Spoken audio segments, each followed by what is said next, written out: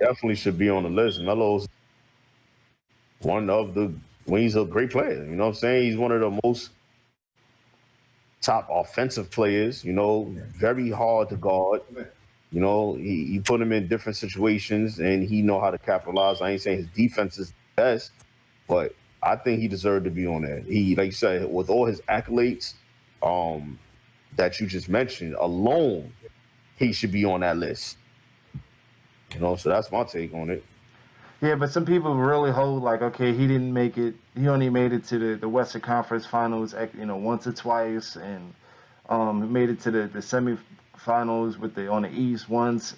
So they try to hold that against him, not the fact that he's been averaging close between 23 and 25 points his entire career, and that he's top 10 in scoring of all time out of all players.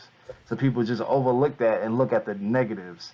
So I think that's one of the reasons people don't look at him to add it to the list. But I definitely think Melo belongs in the 75. Listen, Melo is ninth on the list right now on the all-time scoring. Yes. I mean, can't take that away from him, regardless of what you may think of him as a player. Yeah. I was surprised by Klay Thompson not being on the list. I thought he might have made the list. Do you have a person you would? Because I got a person that, and this might sound a little weird, but I got a person that I would swap out on that list too, on that 75 list. But do you got anything, Bash, you want to say on this before I go into that? Yeah, about Melo. Yeah. Melo deserved to be on that list. Beast cut the cap. Shout out to our war brother Beast. You know what I'm saying?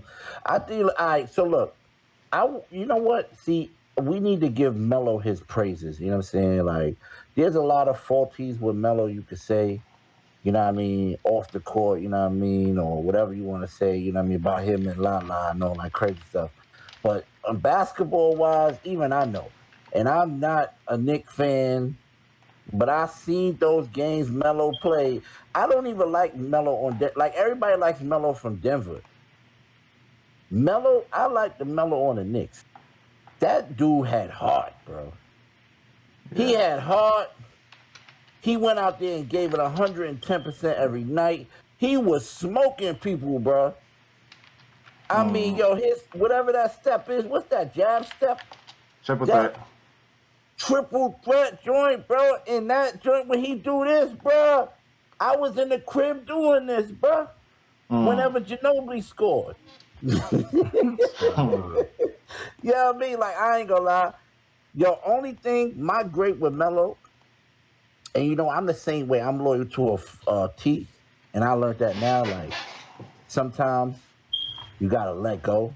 And I remember that time. I was in the presence of that time when he had the opportunity to go to the Bulls. This was D Rose was D Rose. Yeah. Jimmy Butler, Noah. Who else was on that team? There was a bunch of people on that team now. It was a good, solid core Bulls team. And they needed that star. And I always felt like Melo should have left, bro. And we wouldn't even be having this conversation. But you see, though, that's the reason right there why I fuck with Melo so much. You know what I'm saying? That's why I'm a Melo fan forever. Because Melo stood on his square, you know what I mean? And he stood tall. Right. Even when everything around him was falling. Right. And he knew the Knicks, you know what I'm saying, was not putting the right pieces around him. He still stood tall, you know what I'm saying, because he wanted to bring something to the city.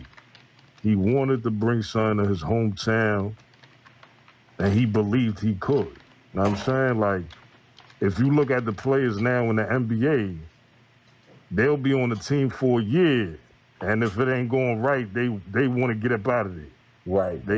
They telling the coach, they telling the media, yo, nah, I don't want to play here. They putting out little leaks. Yeah. You know what I'm saying? Like, that man, I can't say nothing bad about Melo, man. Like, he was honorable, you know what I'm saying? He stood tall.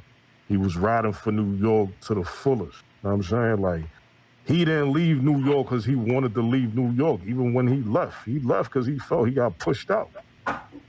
You you know, Right. as far as Phil Jackson was concerned. So, super shout out to Melo. Know what I'm saying? Like, Yeah. one of the best scorers of all time. Know what I'm saying? Pure scorer. Right. I mean, unstoppable.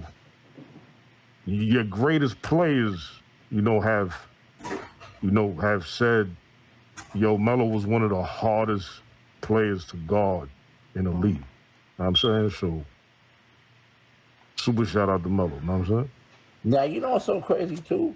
Like Melo is goated, but I always feel like it's not going off a subject. I feel like everybody plays like they're in a sense of their player, like they embody their player. Like if you like a certain player, you embody that. You might not even realize you do, but like the things that you made you like that player, you grow up and you tend to do on the court. If you could do that, you know what I mean? Is this a 2K reference to me? No, is it 2K reference? No, in general, you know what I'm saying? Like, I'm talking about in real basketball too. Like, you kind of emulate your guy.